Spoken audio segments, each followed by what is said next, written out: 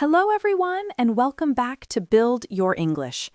I am Jessica, and today I am very excited to guide you through 10 powerful English phrases that you can use every single day. These are not stiff textbook expressions. They are words and phrases you will actually hear in daily life, in real conversations, and they will help you sound more natural and confident. I know many learners often tell me that when they speak English, they feel stuck using the same simple words again and again.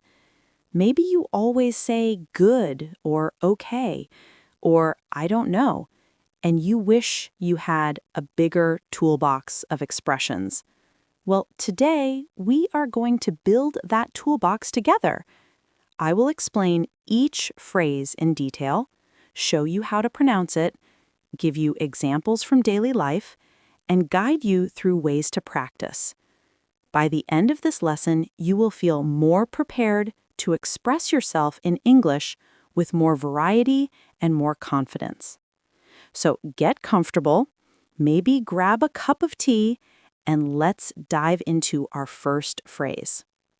The first phrase is, "It's not my cup of tea." This is a friendly and common way to say that something is not really your preference. Literally, it talks about tea, but it is not about drinking tea. It means you simply do not enjoy something, or it is not your style. For example, if your friend invites you to go skydiving and you feel nervous and uninterested, you can say, "Thank you, but skydiving is not my cup of tea." Or imagine someone asks if you like horror movies. You could politely answer, "Honestly, horror movies are not my cup of tea. I prefer comedies." This phrase is polite, soft, and less direct than saying, "I hate it." It helps you express dislikes in a friendly way.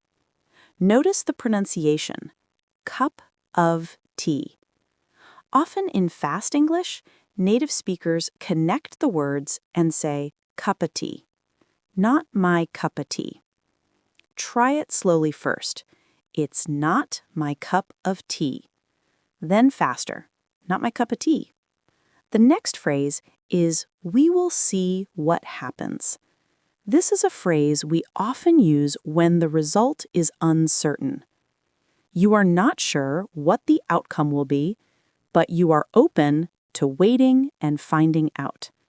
For example, if you try a new recipe and you are not sure if it will taste good, you can say, "I'm adding these ingredients and we will see what happens."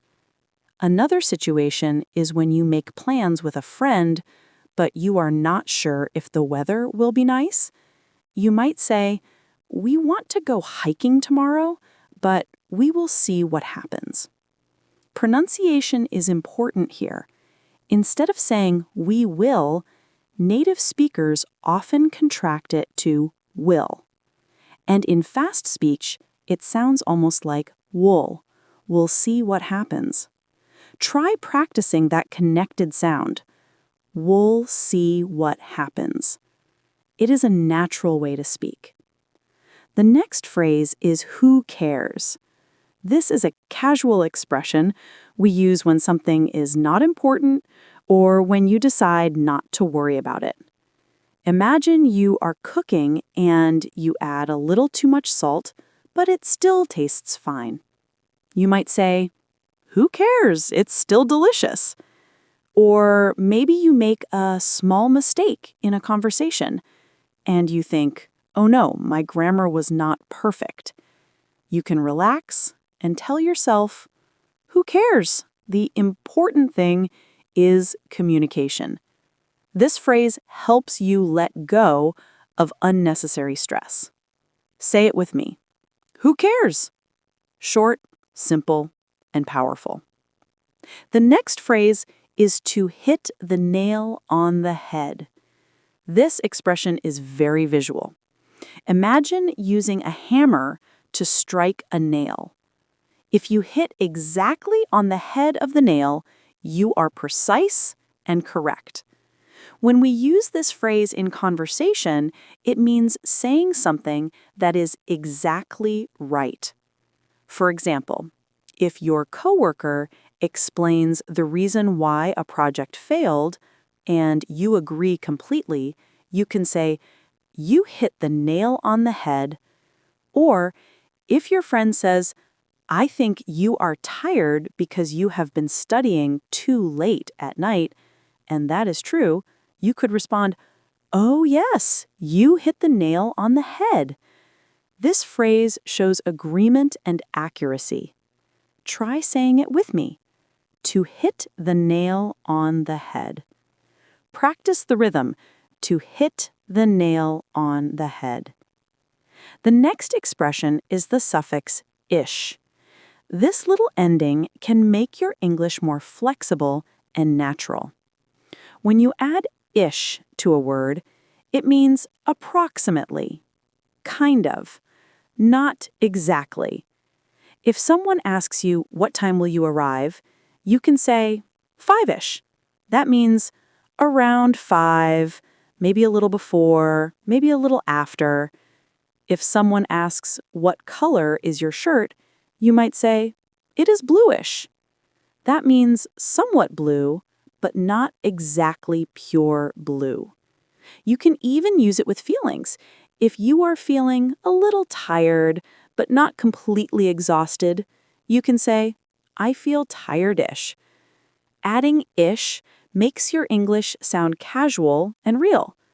Try practicing with me. Say your age with ish. For example, "I am 30-ish." Now try a color. "My bag is greenish." Good. The next phrase is hands-on. When you describe an activity as hands-on, it means it involves active participation, not just watching or reading. For example, baking bread is a hands-on activity because you have to mix and knead the dough. A hands-on parent is one who actively plays with their children instead of just watching from a distance. In education, a hands-on learning style means students are doing experiments or projects instead of only listening to lectures. This phrase highlights the idea of being directly involved. Say it with me, hands-on. Another useful phrase is embrace it. To embrace something literally means to hug it, but in daily life, we use it to mean accept something fully. If you have a strong accent in English, you can embrace it instead of feeling embarrassed. Your accent is part of your identity and part of your story. Or if you have a habit, like drinking tea every night before bed, you can say, "I know it is not very common, but I embrace it." This phrase is about acceptance, positivity, and confidence. Say it with me, embrace it. The next expression is just to be safe or just in case. These two are often used together, but you can also use them separately. Imagine you go outside and the weather looks cloudy. You might take an umbrella just in case it rains. Or you might bring an extra pair of socks for your child just to be safe. These phrases show preparation and caution. You are preventing problems before they happen. Say them with me. Just to be safe, just in case. Another phrase is don't mind me. This is something you say when you want others not to pay attention to what you are doing, especially if it's something small, silly, or embarrassing. For example, if you are eating snacks during a meeting quietly, you might say, "Don't mind me." Or if you are doing something unusual in the kitchen, like tasting with your finger, you might say, "Don't mind me." It means ignore me, continue with what you are doing, I am not important. Try it now. Don't mind me. The final phrase is, I found that. This is a great phrase to share your personal experience or discovery. Instead of saying, I think, you can say, I found that. It makes your statement stronger because it is based on experience. For example, I found that practicing English every day for just 10 minutes makes a big difference. Or, I found that listening to podcasts while walking helps me learn more naturally. This phrase helps you sound reflective and thoughtful. Say it with me. I found that. Now, let's review the 10 phrases we explored today. It's not my cup of tea. We will see what happens. Who cares? To hit the nail on the head. Ish. Hands-on. Embrace it. Just in case. Don't mind me. And I found that. These are phrases you can hear in daily conversations, and now you can use them too. I encourage you to practice them out loud today. Choose one phrase and use it in a sentence about your own life. For example, I found that speaking with a friend helps me improve. Or, I will take an umbrella just in case. The more you practice, the more natural these expressions will become. That brings us to the end of today's episode of Build Your English. Thank you so much for joining me. If you enjoyed this lesson, please subscribe or follow the podcast. Your support means so much. Share this episode with a friend who is also learning English. Together you can practice these phrases and help each other grow. I am Jessica, and I will be back soon with another episode to guide you step by step as you build your English. Until then, keep practicing, keep smiling, and keep speaking with confidence. Take care, and happy learning.